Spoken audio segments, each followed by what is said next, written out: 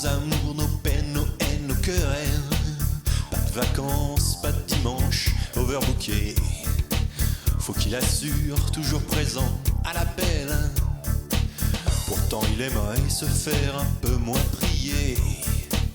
Quand il descend là du ciel, ce sera pas toujours pour se marrer. Bonjour et bienvenue dans le calendrier de l'Avent des comics, cette année en format un peu plus audio, même d'aucuns pourraient dire podcast. Pourquoi cela ? Eh bien tout simplement pour pouvoir inviter plus facilement des gens. À ce qui paraît, c'est ce qu'il faut faire en période de ces fêtes de fin d'année, être convivial et tout ça, avoir des gens. Et donc du coup, j'ai fait un peu le tour de mon carnet d'adresses et des gens que j'aime bien. Et aujourd'hui, j'ai décidé d'inviter Clément Pelissier. Bonjour Clément. Salut, je suis content d'être parmi les gens que tu aimes bien. bah écoute, je pense que depuis le temps tu le sais. Certes, et j'ajoute que c'est émouvant parce que c'est la première fois pour moi que je suis dans une case de calendrier de l'Avent. Oui, c'est vrai, c'est vrai. Et ça, c'est cool. Et bien du coup, donc moi je te connais relativement bien, mais peut-être que les gens qui nous regardent ou nous écoutent ne te connaissent pas, je vais te laisser te présenter, tu es le mieux placé pour le faire. Eh bien, bonsoir les gens qui nous regardent ou nous écoutent. Je m'appelle effectivement Clément Pélissier et j'ai un parcours un petit peu atypique, hein. Je suis un littéraire pur jus, je dirais. J'ai une thèse, un doctorat donc sur les comics pour faire la version courte. La version un peu plus longue, c'est que j'ai travaillé sur les imaginaires et les intuitions de la science dans les comics. Donc thèse que j'ai soutenue en 2017 à Mhm. Grenoble et depuis, eh bien, je m'intéresse à tout ce qui est culture geek, culture pop, la BD évidemment, mais aussi beaucoup d'autres supports. J'en ai même fait un métier, une auto-entreprise, puisque je suis conférencier de l'imaginaire. Et je peux également ajouter qu'avec mon collègue Jonathan Spioco, je m'occupe d'un podcast, d'une émission de radio que tu connais bien toi-même d'ailleurs, Oh oui, parce que tu en as été un invité brillant sur Batman. Il s'agit de l'émission Pop en Stock France, qui est la cousine française de l'émission québécoise Pop en Stock sur la pop culture, donc enregistrée pour Campus Grenoble, une émission mensuelle qui parle donc de tous les sujets de pop culture, y compris donc Batman, dont tu as fait partie. c'est ça. Batman, mais aussi on peut citer Colombo, Camelot, Voilà. enfin ça va vraiment un peu partout. Tintin, Disney, Rick et Morty, ça va dans tous les recoins de la pop culture. Mhm. Et donc du coup, quand j'ai cherché un petit peu qui je pouvais inviter, c'est vrai que j'ai pensé à toi et j'avais un peu envie de t'impressionner pour le coup. Et j'ai essayé de trouver quelque chose qui pourrait te surprendre un petit peu, et c'est quelque chose dont j'ai moi-même entendu parler en fait seulement l'année dernière. Mhm. C'est donc une petite série en fait de comic strip donc qui était diffusée dans les journaux de l'époque, qui tout simplement parle de la firme aux deux oreilles à Disney. Exactement, et en plus, tu as tapé juste parce que d'une part, effectivement, tu m'as surpris, bravo à toi, parce que Yeah. moi non plus, je ne connaissais pas ce pan-là de la maison Disney, et en plus, ça tombe tout à fait sous le sens pour des fans de comics tels que nous, puisque c'est extrêmement axé sur le crossover, Oh oui, et ça, c'est cool. c'est ça. Alors donc du coup, je suis assez content de te l'avoir fait découvrir, mais du coup je suis un petit peu curieux. Qu'est-ce que tu as pensé donc de cette première histoire, qui est en fait une histoire qui s'appelle Peter Pan's Christmas Story, qui est sortie en fait donc dans les journaux du 28 novembre 1960 au 24 décembre. Ça tombe super bien pour Noël.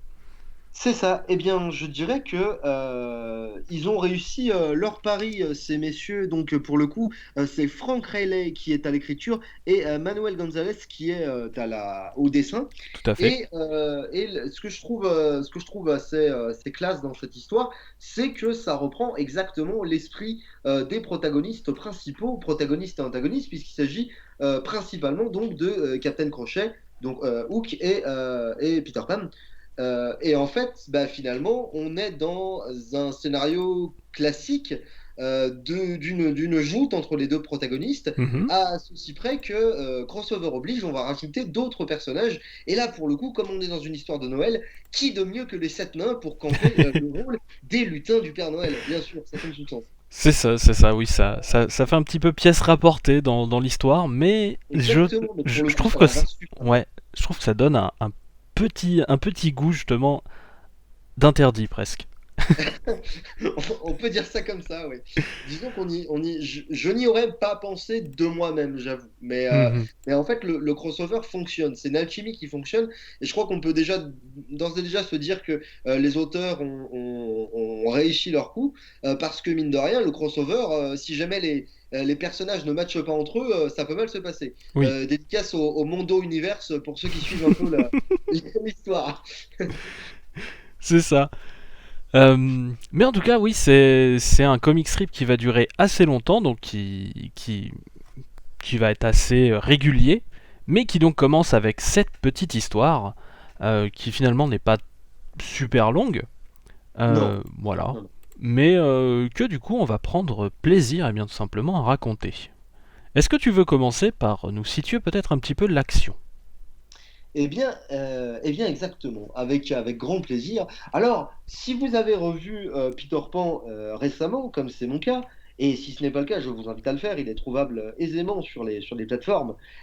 Mais nous commençons à Neverland, au pays imaginaire, bien sûr. Le fameux pays où tout est permis, le fameux pays où Peter Pan gouverne en maître des enfants perdus et où finalement le temps semble n'avoir pas cours, où l'écoulement des années semble n'avoir pas cours et où on est dans une enfance perpétuelle. Mhm. Et bien évidemment, l'antagoniste principal, c'est encore et toujours Crochet.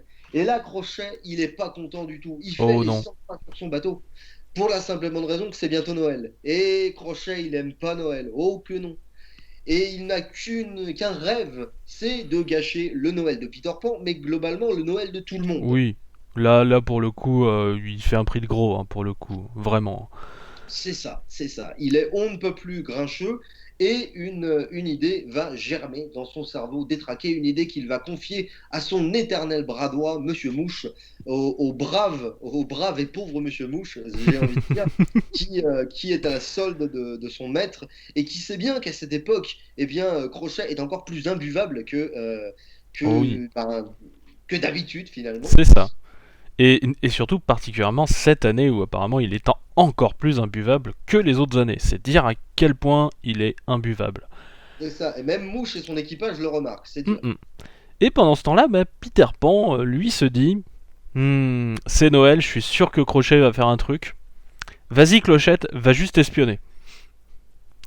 Ce Voilà. que la petite fée silencieuse s'empresse de faire, Mm, comme mm. elle en a l'habitude d'ailleurs. Si vous vous rappelez de votre classique, elle aime bien se glisser dans les interstices les plus secrètes du pays imaginaire et notamment bien évidemment, le bateau du vilain pirate, parce que cette fois, Crochet a une idée, un plan pour le moins machiavélique, un Oh plan oui. dont il est habitué, hein, n'est-ce pas? Du coup. Mm. Parce qu'on va retrouver les bonnes vieilles habitudes explosives du Oui. capitaine, je dirais.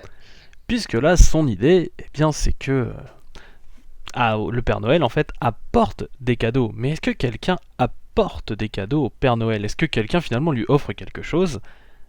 Bah non, pas forcément. Sauf que là, Crochet veut lui apporter quelque chose. Un petit cadeau, en effet, comme tu disais, explosif. Et qui de mieux pour l'apporter, n'est-ce pas, que Monsieur Mouche, Ah évidemment. bah oui. Bah, Mais forcément, Crochet ne va pas faire ses basses œuvres lui-même, voyons. évidemment, ce serait indigne de sa plume, dans tous les sens du terme d'ailleurs. Hum, hum. Mais ce qu'il y a d'intéressant, c'est le voyage, dans tous les sens du terme. Parce que Monsieur Mouche va y aller. Sauf que du pays imaginaire au pôle Nord, ça fait quand même une petite trotte. Oui, Mais c'est pas grave, parce qu'on a un canon, c'est n'est-ce ça. pas? Et donc du coup, ça me fait penser que tous les jeux vidéo qui font du voyage par canon, en fait, avaient sans doute raison, du coup. Et c'est Ça ça. fonctionne. Même le tonneau canon semble tout à fait cohérent dans cet univers-là. C'est ça. Et même Monsieur Mouche est très très content d'être envoyé en canon, puisque, eh bien, peut-être que Crochet sera content quand il reviendra, et peut-être même qu'il aura une médaille. Trop bien. Il est très fier de la promotion qui lui est apportée. On peut se dire qu'il en a marre de courir après Peter Pan qui lui met des roustes en permanence.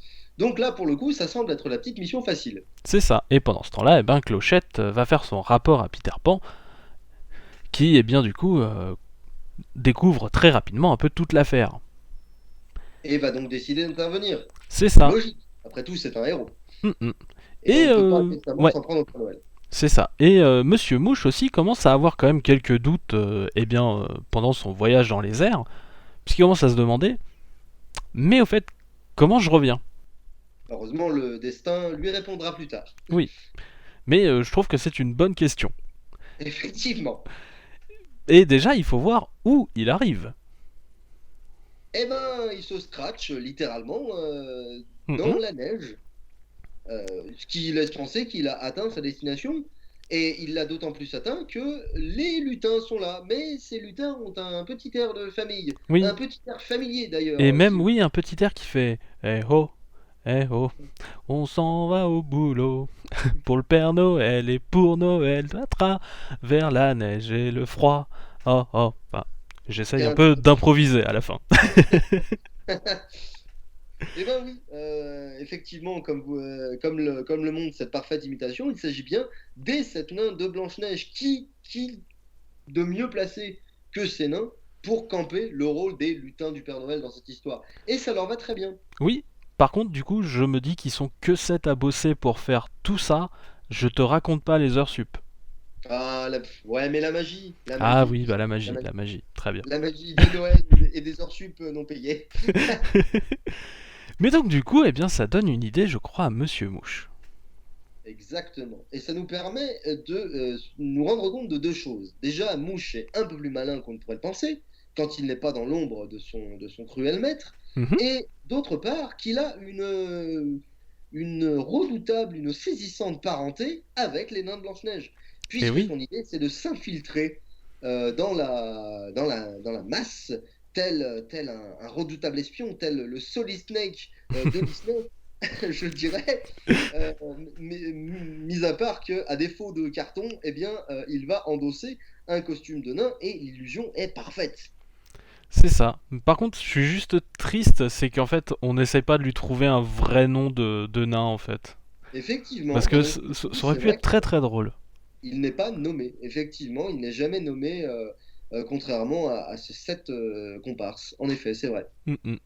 Et bah pendant ce temps-là, on voit Peter Pan qui, eh bien, essaye à chaque fois de se dépêcher, dépêcher, dépêcher, eh bien pour arriver tout simplement au pôle Nord avant que ce plan machiavélique prenne place. Mais c'est quand même Monsieur Mouche qui se paye la part du lion dans cette histoire quand même. Exactement. Et Exactement. ça fait plaisir. Ah, totalement, puisque finalement, on voit bien que de personnage secondaire, eh ben, il prend le rôle principal. Mm, Et mm. c'est Crochet, finalement, qui passe au second plan. Oui, surtout que le voilà arrivé maintenant, eh bien tout simplement devant la maison du Père Noël, carrément. Oh, et c'est l'instant émotion. Qui d'entre nous n'a pas rêvé de rencontrer le Père Noël? Alors ici on est que deux, donc personne. Voilà. Du coup, c'est vrai que la question était un peu simple, mais C'est c'était ça. fait exprès. Ah, Du et mince, j'avais pourtant révisé pendant des heures, tu m'avais dit que c'était simple. Bah, tu vois, j'aime te réserver quelques surprises, moi aussi. Bah, Mais c'est très bien. effectivement, mais effectivement, c'est la rencontre avec le brave barbu tant attendu, et il correspond tout à fait à l'image qu'on peut se faire de lui, hein. C'est vraiment Papa Noël. Ah bah oui. C'est vraiment Papa Noël. Précisons, on l'a pas fait, hein, que l'histoire est en noir et blanc, s'il était besoin de le préciser, Mm. mais le fait est que le Père Noël se reconnaît avec tout son attirail, la grosse bedaine, la longue barbe, et la jovialité à toute épreuve. Oh oui. Et là du coup, il est très content parce qu'il voit que eh bien c'est l'un des sept nains. Mais il n'arrive pas à vraiment savoir c'est lequel, finalement. Et pendant ce temps-là, Monsieur Mouche commence à être un peu nerveux. Oui. Mais il arrive quand même à donner son cadeau, finalement. Voilà. Exactement, De une la forte part, émotion. de la part de tous les nains. Le vil menteur. Le fourbe, Oui. le félon. Parce que c'est sur qui que ça va retomber après, quand ça va péter, hein? Ah ben, a priori sur les responsables, Ouais, bah du moins sûr. les responsables supposés, justement. Voilà. Et donc du coup, Monsieur Mouche s'en va très très vite avant que ça explose. Mais, eh bien, c'est là que Peter Pan va finalement arriver in extremis, on va dire. Oui, dans ce qu'on imaginerait une grande symphonie de trompette héroïque, si on avait le son. Oui, c'est vrai que ça manque un petit peu. La musique manque un peu, peut-être, en effet. C'est ça, Mais et sport oblige. c'est ça. Mais du coup, on le voit qui arrive vraiment à la toute dernière minute, donc pour arrêter l'ouverture du cadeau qui aurait explosé sans cela. Exactement. Notamment, notons que si jamais ça aurait pété, ça aurait non seulement pris le Père Noël, mais aussi les 7 nains qui étaient venus voir quand même. Oui, oui, Donc c'est vrai. c'est plutôt bien, c'est plutôt bien. On a pu garder les 7 nains aussi, c'est cool. Et donc du coup, Peter Pan récupère le cadeau, l'envoie au loin, et sur qui ça tombe? Eh ben, sur Monsieur Mouche, bien sûr. À Evie. Qui du coup, eh bien, explose. Et c'est là que c'est peut-être bien d'être un personnage qui vit au pays imaginaire finalement, puisque au lieu d'être déchiqueté en petits morceaux, eh bien il est simplement renvoyé dans les airs, tout comme il est venu, et il espère arriver, eh bien sûr, au pays imaginaire, à Neverland. Et voilà le billet de retour, Mm-mm. justement. Et ça se finit donc sur une petite case quand même assez jolie, avec donc Peter Pan et la fée Clochette d'un côté, et donc le Père Noël et les 7 nains et les reines, tout ça dans le ciel, qui souhaite à tout le monde et bien finalement un joyeux Noël. Et oui, c'est l'ambiance et c'est tout à fait adéquat pour la période que nous vivons actuellement. Une chouette histoire, courte mais efficace. Oui, et surtout, euh, je trouve ça totalement étonnant, vraiment le mélange des univers. C'est pour moi ce qui en fait une vraie curiosité et qui mérite finalement encore plus d'être lu aujourd'hui. Exactement, oui. Exactement. Et puis comme on le disait en plaisantant, mais c'est tout de même un sujet sérieux, le crossover, ça se fait pas comme ça. Tout à Tous fait. les personnages ne sont pas faits pour se rencontrer. Et il se trouve que cette rencontre-là est tout à fait cohérente dans le fond. Alors je vais pas te cacher que des rencontres futures seront peut-être un peu moins cohérentes. J'ai pu déjà te parler un petit peu avant le podcast d'une Mm. histoire où Ludwig von Drake, donc un canard, hein, Oui. qui est censé un oncle de Donald, qui va Mhm. en fait sauver bien la princesse Aurore de Maléfique dans une histoire sur la Belle au bois dormant. Oui, donc Voilà, effectivement, là c'est un peu moins crédible c'est peut-être. ça. Mais parfois on a aussi des jolies surprises comme une histoire sur les trois petits cochons. Donc on retrouve les trois petits cochons et le grand méchant loup, et un personnage de Disney qui n'existe qu'en comics, qui est le petit méchant loup, qui était un personnage de comics en fait tout simplement de l'âge d'or en fait de Disney. D'accord, ce qui semble effectivement cohérent quelque Voilà. part. Oui oui c'est ça, mais c'est très cohérent et surtout au moment où en fait il apparaît dans cette histoire, c'est un personnage qui est totalement oublié. Oui, malheureusement, ce sont les aléas Mm, des adaptations et des choix qui sont faits par les éditeurs et différents producteurs de la firme. c'est ça. Mais c'est vrai que certains crossovers vont quand même être assez forts franchement. On va avoir beaucoup de gros crossovers. On va avoir par exemple les Rapetou qui vont pouvoir Mhm. arriver. Il va y avoir aussi, par exemple en 1976, carrément un plan où va y avoir en fait les 7 nains et Pinocchio qui aident en fait le Père Noël pour empêcher Capitaine Crochet, le grand méchant loup, en fait de voler les jouets. Tu vois, Oui, ça fait un gros paquet de monde au bout d'un moment. le Père Noël a d'ailleurs souvent ses propres histoires, hein, où il est Oui. vraiment la figure centrale, au-delà même des personnages de Disney qui sont convoqués. Mm, mm. Et donc je trouve ça vraiment intéressant, d'autant que finalement la thématique des Christmas Special, qui est finalement une thématique qui sous-tend ton podcast, en fait. Oui, on peut Eh dire bien, ça. eh ben finalement, tu te rends compte à quel point c'est répandu dans l'imaginaire et c'est surtout un signe que les séries, alors c'est pas à chaque fois réussi, hein, les Christmas spéciales, mais Oui. simplement c'est quand même un signe que la série dont il est question, que ce soit comics, que ce soit série télévisée, que ce soit film, c'est la preuve donc que l'œuvre a pris suffisamment d'ampleur et d'accroche Mhm. auprès du public pour mériter un épisode de Noël. Oui, Finalement, on peut dire ça, l'épisode de Noël se mérite quelque part. c'est ça. Et là, encore plus, puisque pour le coup, c'est un strip en fait qui est né d'une volonté un petit peu, on peut dire, éditoriale là pour le coup, Mm.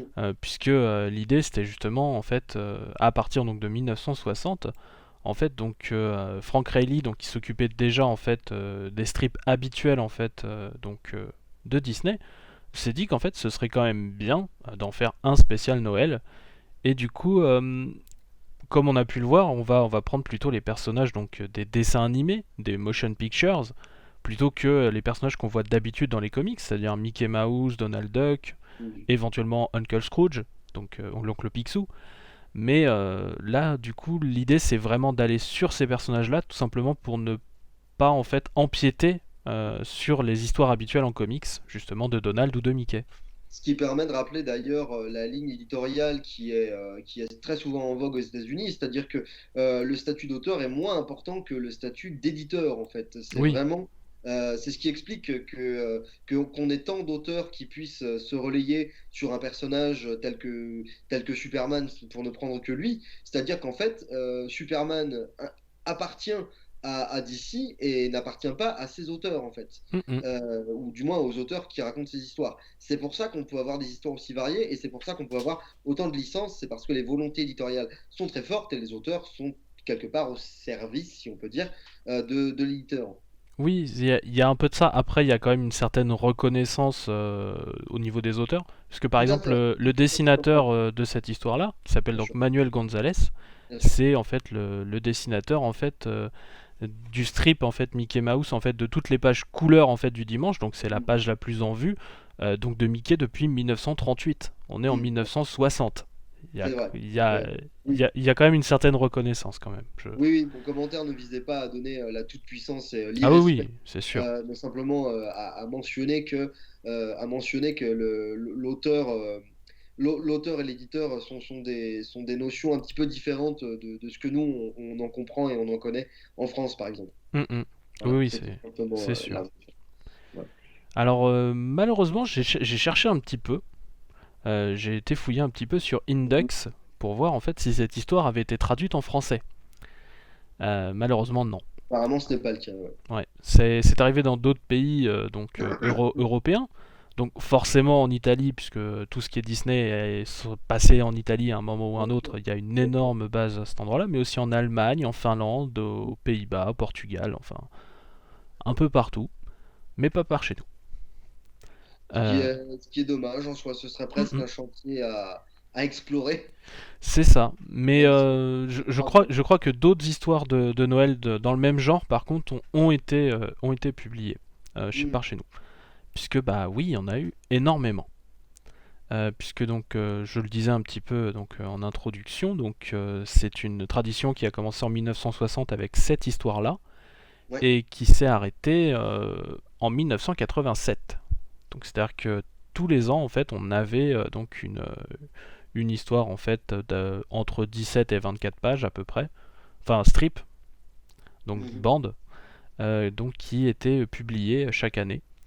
Et même en 87, ça s'est arrêté, mais ça a repris de 92 à 97. Voilà. Donc du coup, ce qui fait qu'en fait, si jamais tu regardes, en fait, tu peux avoir des histoires de Noël, donc de La Belle et la Bête, d'Aladin, du Roi Lion, de Pocahontas, du Bossu de Notre-Dame et même de la Petite Sirène. Oui, oui, la table des matières est assez étoffée, puisqu'en fait, ces comic strips dont tu parles ont été compilés Oui, en 2017, si je ne dis pas de bêtises, c'est tout à fait ça. dans un ouvrage en fait qu'il leur vend, donc un ouvrage en anglais.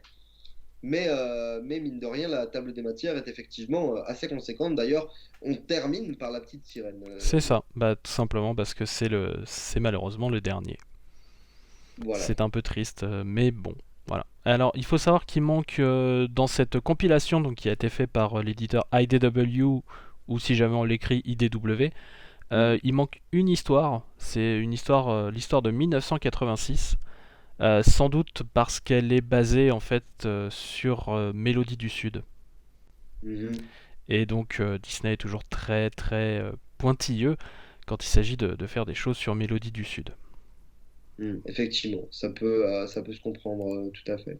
Mais tu vois, ce que je trouve très intéressant avec l'histoire de Peter Pan, Mhm, c'est que Crochet dans son ensemble, et Crochet surtout dans cette posture du méchant qui veut gâcher Noël pour le plaisir d'être méchant, en fait, mhm, ça me fait complètement penser à un personnage qui est de cette époque-là également, c'est-à-dire de 1960, mhm. c'est-à-dire le Grinch, en fait. Alors nous, le Grinch, on le connaît sous les traits, si je puis dire, les traits maquillés de vert de Jim Carrey Oui. en 2000. On le connaît aussi pour un film d'animation qui est sorti en 2018. Et en fait, ce qu'il faut surtout savoir, pourquoi je dis que ça date vraiment des années 60, c'est qu'en fait, le Grinch est un personnage qui a été adapté d'un roman à la base du Dr Seuss, donc qui date, lui, de 57, de 1957. Ça s'appelle tout simplement le Grinchot qui voulait voler Noël. C'est ça. Précisons également que Chuck Jones en a fait une adaptation qui a été d'ailleurs appréciée par l'auteur d'origine, ce qui est suffisamment rare pour être souligné, parce que généralement il n'a pas aimé ses œuvres adaptées. Mais bon, avec Chuck Jones, on n'avait pas vraiment de soucis à se faire. Chuck Jones, pour la petite histoire, c'est un petit peu l'un des grands darons de Warner Bros. C'est Oui, celui pour le coup, oui. qui a créé Ville Coyote, qui a créé un bon paquet de personnages des Looney, en fait, Mm, des Looney mm. Tunes. Et donc, du coup, pourquoi ça m'a fait penser à ça? C'est parce que le Grinch, typiquement, c'est ça. Une vilaine petite créature, verdâtre, toute verte, dont le seul plaisir se résume à voler Noël parce qu'il est Méchant. grincheux. Ça pourrait être l'un des sept nains, C'est ça. mais du coup, voilà, il aime pas Noël et donc il veut le faire savoir et il veut gâcher Noël de tout le monde. Et là, c'est exactement ce que veut faire Crochet. Donc ça m'a fait automatiquement penser à ce personnage. C'est ça. Et pour être franc, dans les autres histoires en fait qui vont suivre, cette idée du vilain qui veut détruire Noël pour détruire Noël est quelque chose qui est régulièrement réutilisé. Pas systématiquement, mais quand même assez régulièrement, il faut le dire. Alors pour le coup, alors je comprends que ce soit très important dans l'imaginaire, hein. Finalement, l'imaginaire de Noël, c'est intrinsèque à la culture populaire. Et voilà, moi personnellement, l'un des films de Noël et d'Halloween en même temps qui m'avait stupéfait quand j'étais gosse, bah oui, tu sais bien de quoi je parle, Ah hein, bah je c'est vois, oui. Nightmare Before Christmas, L'étrange Noël de Monsieur Jack, un film qui n'est pas de Tim Burton, mais voilà, voilà, qui n'est pas complètement de Tim Burton, mais voilà, qu'on attribue beaucoup à Tim Burton. Et ben c'était ça en fait. Jack Skellington découvrait Noël et en voulant bien faire, met un peu le dawa. Donc si vous ne l'avez pas vu, sachez que c'est une faute et revoyez-le si vous êtes des aficionados. En fait, ce que je veux dire par là, c'est que autant je suis conscient que c'est une thématique récurrente et importante dans l'imaginaire, mais Mhm. par contre, je t'avoue que ça fait peut-être partie des petits points que j'ai un petit peu moins aimé de cette histoire. Ah, Alors pourquoi? Mais pourquoi? Parce qu'en fait, si tu veux, Crochet, il est entre guillemets, je vais pas dire basique, mais en fait, voilà, il est méchant, c'est l'ennemi de Peter Pan, et quelque part, il est assez stéréotypé. Comme beaucoup des méchants Disney, vous pourrez me dire, oui, mais en fait, les méchants Disney, très souvent, ils ont des buts. oui. Ils ont des buts précis, et ils sont méchants dans le but d'accomplir cet objectif. Par exemple, Jafar veut devenir sultan à la place du sultan. Scar veut devenir roi à la place de Mufasa et se débarrasser de Simba, ou encore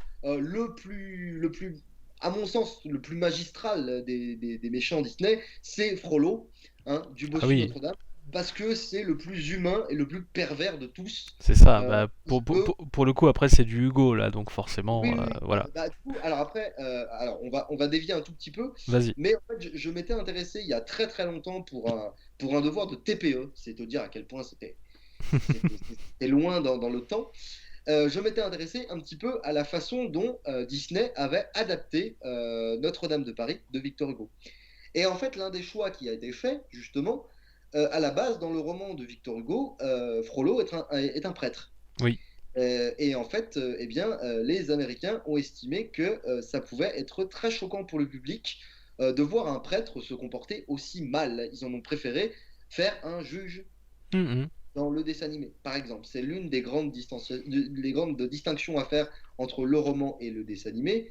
Voilà, toujours est-il que Frollo fait partie de ces méchants absolument exceptionnels parce que il est très humain et il est très souvent en proie au doute d'ailleurs Ah oui. tout ce qu'il fait, et c'est un méchant absolument terrifiant et absolument génial. Revoyez le bossu de Notre-Dame, c'est génial. Et ce que je veux dire donc, on en revient hop à Peter Pan, c'est que finalement, ayant revu il n'y a pas très longtemps ces films-là, en fait, je me suis dit, bon, d'accord, il est méchant pour être méchant. Ok, et après, en fait, voilà, finalement, on se dit, ouais, je veux voler Noël parce que c'est pas juste que les autres soient heureux et je veux que les gens soient malheureux. Mhm. Ah, voilà, c'est un petit caprice de ma part, mais j'aurais bien aimé que. Après, bon, on est sur des histoires courtes. Ouais. Et C'est déjà exceptionnel d'avoir mis une histoire captivante et cohérente, parce qu'elle l'est, il faut quand même le dire, sur si peu de pages. Donc voilà, après, c'est crochet, voilà, c'est le c'est ça, principe. et c'est crochet Disney aussi, c'est-à-dire qu'en fait crochet Disney est vraiment méchant parce C'est que ça. Peter Pan est devenu vraiment gentil alors qu'il l'est pas vraiment à la base aussi. Bah, en fait, Disney en a fait un garnement espiègle à la rigueur, Voilà. mais Alors que il y a quand même un petit côté, on va dire, elfe un peu à la Shakespeare, qui aussi peut-être prend un petit peu les enfants et les amène dans leur endroit mystérieux où c'est ça. justement ils ne vont pas grandir. Voilà, c'est ça. Bah, c'est ça l'idée. C'est Peter Pan, d'ailleurs on parle du syndrome de Peter Pan, c'est pas pour rien. Mhm. Peter Pan, c'est vraiment cette ode à l'enfance hyper importante, hyper célébrée tout au long de l'œuvre. Et peut-être aussi. Alors bon, je ne sais pas ce qu'il en est dans la suite des apparitions de Crochet. Tu pourras me le dire. Par contre, dans cette histoire-là, je trouve qu'il manque un personnage. Il manque Tic Tac. Il manque Tic Tac. Alors, On le sent. alors du Crochet coup, sans Tic Tac. c'est ça. Bah, pour le coup, comme on rajoute encore plus de personnages à chaque fois, je te dis, il y a le grand méchant loup, il y a des choses comme Oui, ça en fait. ça aurait fait un peu surenchère Ouais, peut-être. voilà, en fait, ils essayent vraiment de limiter à quelques personnages. Déjà, on peut voir vraiment Monsieur Mouche, on peut voir d'autres personnages aussi sur le bateau pirate, on peut voir d'autres pirates, c'est déjà... Mm. C'est ça. Bon, par Non, contre, non, mais après, voilà. niveau enfant perdu, par contre, c'est vrai que c'est un peu chiche. C'est vrai que, ouais, en fait, bah, disons qu'on sent vraiment que l'histoire s'est resserrée autour de l'urgence pour Peter Pan de prévenir le Père Noël et de la nécessité pour Mouche de livrer son cadeau mortel au brave Papa Noël. Alors, par contre, parmi les points très positifs qu'on peut citer, c'est que justement, Mouche, qui est considéré comme Oui, un perso rigolo, un peu bébête, et qui a vraiment le rôle de second couteau, et là pour le coup sans jeu de mots, hein, parce que c'est un pirate, et ben là pour le coup il a le rôle principal, et je trouve ça classe. ouais. Mais Enfin, je trouve ça charismatique. à un point où, par exemple, on voit très peu Peter Pan, en fait. Par contre, Oui, bah, il est vraiment juste là pour résoudre l'affaire en fait. c'est ça. Il est vraiment là pour résoudre l'affaire, et on sent vraiment que finalement, limite ils auraient pu appeler cette histoire Monsieur Mouche, épisode spécial, tu vois, C'est pour ça, moi, ouais, il mais est vraiment au centre de je, l'attention. je pense que c'est moins vendeur. Effectivement, je pense que c'est moins vendeur dans le titre, mais le fait est que Peter Pan n'est que le prétexte à l'univers, quelque part, même si c'est lui qui sauve la situation finale. Bah, c'est vrai que je trouve intéressant de donner la place et la lumière, quelque part, en tant que personnage secondaire. D'autant que ça prouve aussi que Mouche n'est pas méchant par principe, pas comme Oui, son maître en tout cas. Il est méchant parce qu'on lui demande d'agir comme tel, mais on voit bien que devant le Père Noël, eh ben, sa belle assurance se casse un petit peu la figure, qu'il est un peu timide, d'autant que je précise que le Père Noël est un petit tricheur, là pour le coup, comme le sont certainement tous les enfants, parce qu'on lui dit bien de ne pas ouvrir le cadeau avant Noël, mais lui, il est ah. d'un... Alors là, je pense qu'en fait, c'est un effet de style en fait qui doit être fait justement par rapport à la publication en journaux, en fait. Sans C'est aucun doute, oui. c'est ça en fait. Si jamais tu regardes bien en fait en bas des pages, on te dit bien que par exemple le moment où il regarde ne pas ouvrir avant Noël, en fait, c'est le strip qui a été publié le 21 décembre. Et celui où il ouvre, eh bien, on arrive sur, eh bien, justement, en fait, le soir de Noël, en fait. Eh bien, tu as tout à fait raison. Je n'avais pas pris le côté périodique en compte, effectivement. Effectivement, c'est très important. Voilà. Après, bon, c'est un petit effet de style quand tu le lis dans sa première publication. Là, c'est sûr que l'effet est bien sûr amoindri. L'effet est amoindri, mais du coup, moi, ça m'a fait sourire, en fait. Hmm, Pour moi, ça a provoqué un autre effet, différent de celui qui était attendu à la base, mais du coup, j'ai trouvé ça rigolo, en c'est fait. vrai, c'est vrai. Voilà, parce que c'est un petit clin d'œil au Père Noël, justement, d'autant que c'est le Père Noël qui, d'habitude, écrit ses petits mots et distribue les cadeaux. C'est assez drôle de voir Crochet se prendre pour le Père Noël. Et ça aussi, c'est une thématique hyper importante, le remplacement du Père Noël. Hmm. Voilà. Bah, Le rem- encore une fois, le Grinch, du coup, le on revient à ce que tu disais. Le Grinch, justement, Jack, essaye de remplacer Noël. voilà, Jack. Et puis, pour moi, l'un des meilleurs stagiaires du Père Noël, ça restera la mort de Terry Pratchett. Voilà, si vous ne connaissez pas Terry Pratchett, foncez droit sur le Disque Monde. Mais voilà, il y a une entité mythique dans le monde de Pratchett qui s'appelle le Père Porcher Tout à et fait. qui apporte des cadeaux aux enfants. Et il se trouve que dans l'un des romans, c'est-à-dire le Père Porcher, il se trouve que le Père Porcher disparaît et que la mort du Disque Monde ne peut tolérer que Noël disparaisse et qu'il est persuadé que si on ne retrouve pas à temps le Père Porcher, ça va créer quelque chose de terrible dans la mythologie des humains. Et donc, il Le décide, soleil ne euh, se lèvera pas, pour être franc. le soleil ne se lèvera pas. Et donc, du coup, il décide de remplacer au pied levé le Père Porcher. Et quand la mort s'y colle, eh ben, forcément, les conséquences sont particulières. Mais Oui, voilà, je ne vous en dirai pas plus. En tous les cas, lisez ce roman, lisez Pratchett en règle générale, mais lisez ce roman en particulier qui est vraiment génial. oui. Voilà, C'est un très très beau mot de fin, je trouve, de dire de lire du Pratchett. alors, J'approuve à 3200%. ça devrait terminer les phrases des gens en règle générale. Voilà, c'est pratique. C'est ça. Bah du coup, je pense qu'on a un peu dit tout ce qu'on avait à dire, en tout cas sur cette œuvre, certes petite par la taille, mais qui est assez signifiante. Par la portée. Voilà. Et donc du coup, malheureusement, on va devoir commencer à se dire au revoir. Eh bien, Malheureusement.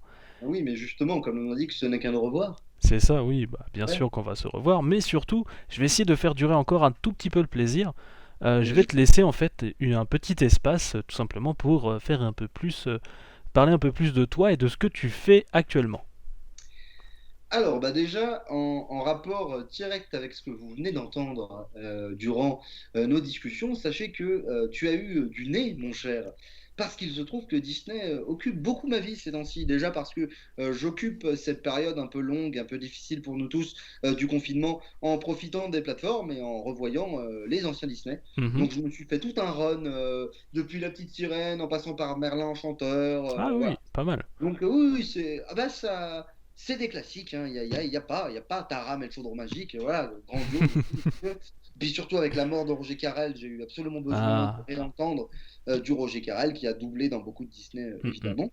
Mon point, c'était de dire que donc Disney m'occupe et va m'occuper encore un peu, puisque en compagnie de Jonathan Truoco et d'invités qui vont nous venir tout droit du Québec, ou du moins phonétiquement du Québec, puisque bien évidemment l'émission sera enregistrée à distance, hein, pour des raisons évidentes dont vous doutez bien. Au-delà du sanitaire, il y a l'éloignement géographique. Mhm. Mais du coup, nos camarades québécois vont être avec nous pour parler de Disney, justement. On enregistre samedi. Et donc, vous aurez l'émission voilà, courant décembre, le temps qu'on la post-prod. Mais on avait fait un premier volet sur Disney, sur Walt Disney, sur l'homme qui était Walter Disney.